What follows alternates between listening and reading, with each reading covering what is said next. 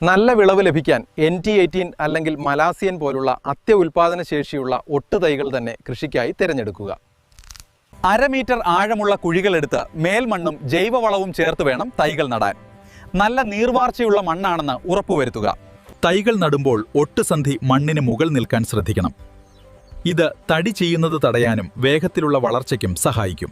ചെടിയുടെ വശങ്ങളിലേക്ക് പടരാൻ മുകളിലുള്ള അധിക കൊമ്പുകൾ മുറിച്ചു മാറ്റുക. വായുസഞ്ചാരവും വെളിച്ചവും ലഭിക്കുന്നത് രോഗങ്ങൾ കുറക്കാൻ സഹായിക്കും. റംബൂട്ടാൻ നന്നായി വളരാനും പൂക്കാനും നല്ല വെയിൽ അത്യാവശ്യമാണ്.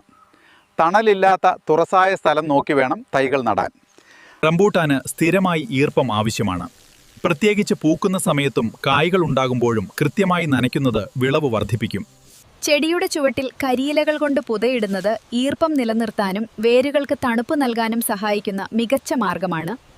പൂക്കുന്നതിന് മുൻപായി ജൈവവളങ്ങളോ ഫിഷ് അമിനോ ആസിഡോ നൽകുന്നത് കായ്കളുടെ വലിപ്പവും മധുരവും വർദ്ധിപ്പിക്കാൻ സഹായിക്കും.